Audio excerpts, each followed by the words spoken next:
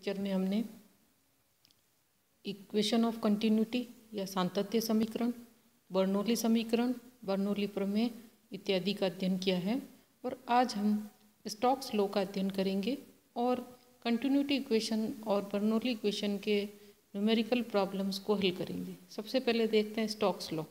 इस नियम के अनुसार एक अनंत तक फैले हुए श्यान माध्यम में जब एक पिंड गतिशील होता है तो जो माध्यम की परत पिंड के संपर्क में आती है वह पिंड का वेग प्राप्त करने का प्रयास करती है।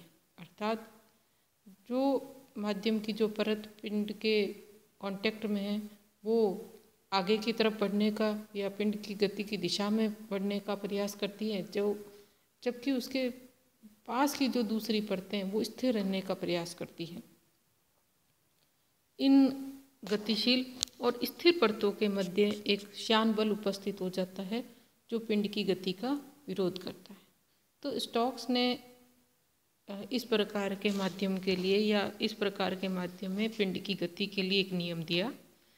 माना कि एक आर त्रिज्या का गोलाकार पिंड है जो ईटा श्यानता गुणांक के तरल पदार्थ में v वेग से गतिशील है, तो द्रव पर उपस्थित जो श्यान बल होगा वो F = 6 pi eta R V. यहाँ पे आर जो है वो पिंड जो गोलाकार पिंड है उसकी त्रिज्या है और वी पिंड का वेग है, ईटा जो द्रव है उसका श्यानता गुणांक है। तो इस नियम के अनुसार हम श्यान बल को ज्ञात कर सकते हैं और ये नियम स्टोक का नियम कहलाता है।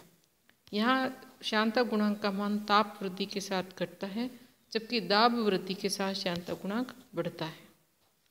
अब हम इससे रिलेटेड पिछले जो टर्न में हमने सातत्य समीकरण और बर्नौली समीकरण पढ़ा है उसके एप्लीकेशंस को या उससे रिलेटेड न्यूमेरिकल प्रॉब्लम्स को हल करते हैं।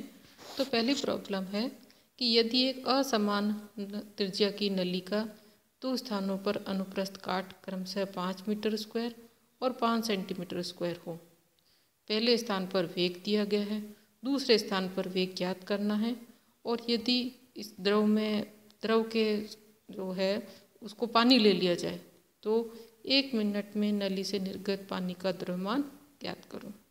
तो कंटिन्यूटी इक्वेशन में हमने देखा था कि अगर एक नली है जिसकी त्रिज्या अलग अलग स्थानों पर अलग अलग है या क्रॉस सेक्शनल एरिया अलग अलग है, तो जो उनका नली में जो बहने वाला द्रव है उसका वेग अलग अलग स्थानों पर अलग अलग होगा।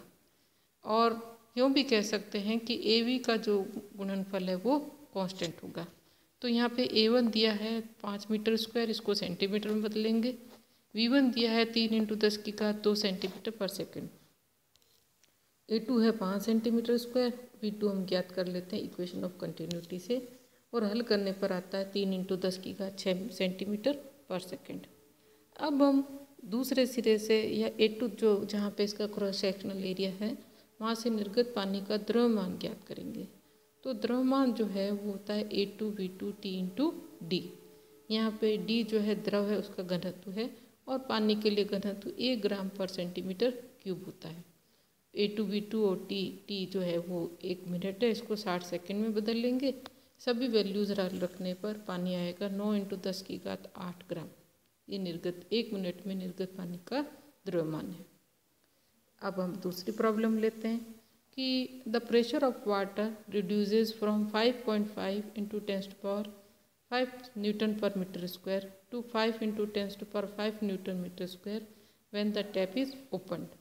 यानी एक नल है और नल में जो है पानी है और पानी का जो प्रेशर है जब नल बंद है उस समय तो 5.5 × 10⁵ न्यूटन पर मीटर स्क्वायर है और जब नल को खोला जाता है उस समय उसका प्रेशर चेंज हो जाता है, 5 × 10⁵ न्यूटन पर मीटर स्क्वायर हो जाता है।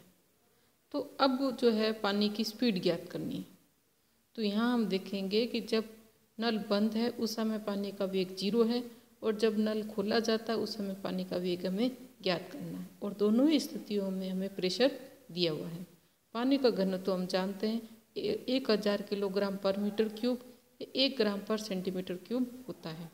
अब जब नल बंद था तब दाब P1 = 5.5 × 10⁵ newton per metre square. और जब नल खोला उस समय P2 5 × 10⁵ newton per metre square.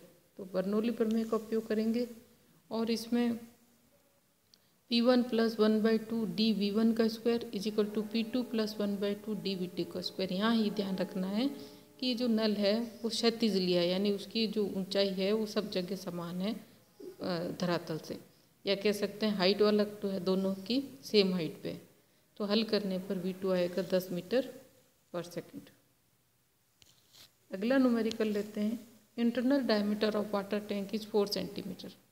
It is connected with A shower which has 24 holes having diameter 0.05 centimeter. If the velocity of water is 100 centimeter per second tank, then find the velocity of water flowing in each hole.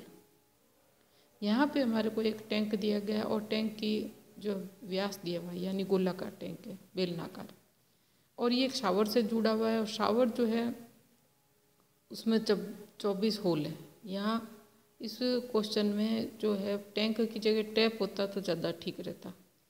तो मान लीजिए कि एक नल है, नल का जो pipe है, pipe एक शावर से जुड़ा हुआ है, पाइप का डायमीटर 4 सेंटीमीटर है और शावर जो है उसमें 24 होल है। तो उस पाइप के अंदर जो है पानी का जो वेलोसिटी है वो 100 सेंटीमीटर पर सेकंड है। और अब तुम्हें निकालनी है कि जब शावर से जो पानी निकल रहा है उसकी वेलोसिटी क्या होगी। तो हम यहाँ देखेंगे कि इक्वेशन ऑफ कंटिन्यूटी का उपयोग करेंगे। तो A1V1 = A2V2। A1 तो है पाइप का क्रॉस सेक्शनल एरिया, A2 है होल का क्रॉस सेक्शनल एरिया, V1 है पाइप के अंदर पानी का वेग और V2 है होल से निकलने वाले पानी का वेग। यहाँ ये ध्यान रखना है कि 24 होल मिल है यहाँ पे शावर के अंदर। सो हम इसका यूज़ करेंगे। A1V1 = A2V2। तो यहाँ A1 रखेंगे πr², R कैपिटल ले लेंगे। ये V1 है velocity of water in the tank और टैप। A2 है 24 πr², यहाँ पे R जो है radius of the shower hole है और V2 हम कैलकुलेट करेंगे तो ये आ जाएगा पारा 2.66 × 10⁴ सेंटीमीटर पर सेकंड।